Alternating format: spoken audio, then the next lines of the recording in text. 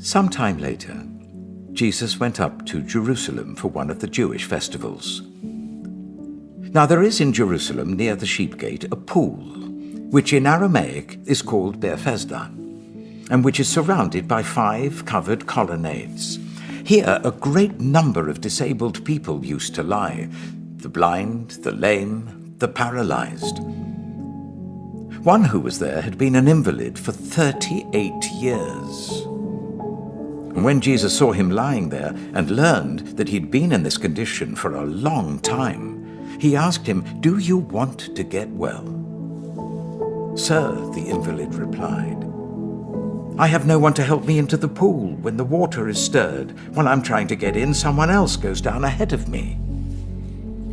Then Jesus said to him, "Get up, pick up your mat and walk." At once, the man was cured. He picked up his mat and walked. The day on which this took place was a Sabbath. And so the Jewish leaders said to the man who had been healed, "It is the Sabbath. The law forbids you to carry your mat." But he replied, "Well, the man who made me well said to me, 'Pick up your mat and walk.'" So they asked him, "Who is this fellow who told you to pick it up and walk?" The man who was healed had no idea who it was, for Jesus had slipped away into the crowd that was there. Later, Jesus found him at the temple and said to him, "See, you're well again. Stop sinning, or something worse may happen to you." The man went away and told the Jewish leaders that it was Jesus who had made him well. So because Jesus was doing these things on the Sabbath, the Jewish leaders began to persecute him. In his defense, Jesus said to them, "My Father is always at his work to this very day, and I too am working." For this reason, they tried all the more to kill him. Not only was he breaking the Sabbath, but he was even calling God his own Father, making himself equal with God. Jesus gave them this answer, "Very truly I tell you, the Son can do nothing by himself. He can do only what he sees his Father doing, because whatever the Father does, the Son also does. For the Father loves the Son and shows him all he does. Yes, and he will show him even greater works than these, so that you will be amazed. For just as the Father raises the dead and gives them life, even so the Son gives life to whom he is pleased to give it.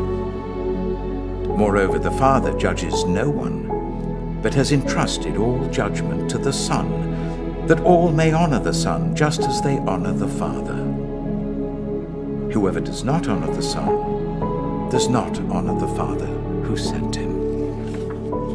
Very truly I tell you, whoever hears my word and believes him who sent me has eternal life and will not be judged, but has crossed over from death to life. Very truly I tell you, a time is coming and has now come, when the dead will hear the voice of the Son of God, and those who hear will live.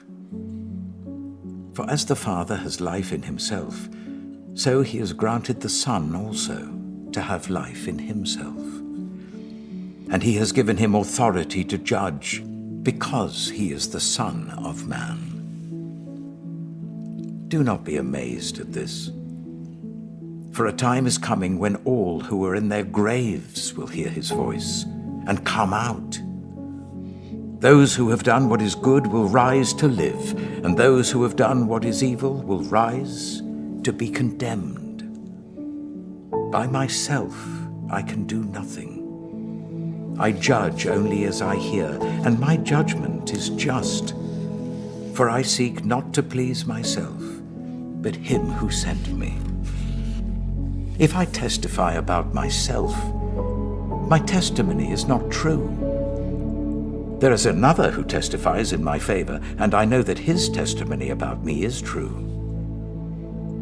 You have sent to John, and he has testified to the truth. Not that I accept human testimony, but I mention it that you may be saved.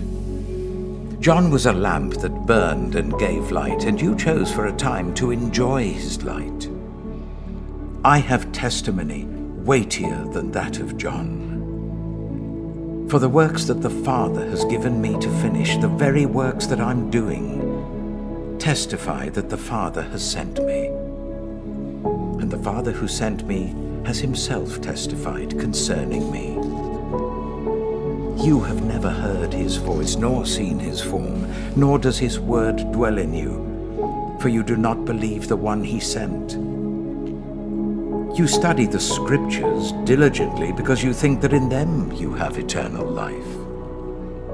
These are the very Scriptures that testify about me. Yet you refuse to come to me to have life. I do not accept glory from human beings, but I know you. I know that you do not have the love of God in your hearts. I have come in my Father's name, and you do not accept me. But if someone else comes in his own name, you'll accept him. How can you believe, since you accept glory from one another, but do not seek the glory that comes from the only God? But do not think I will accuse you before the Father. Your accuser is Moses, on whom your hopes are set. Now, if you believed Moses, you would believe me, for he wrote about me. But since you do not believe what he wrote, how are you going to believe what I say?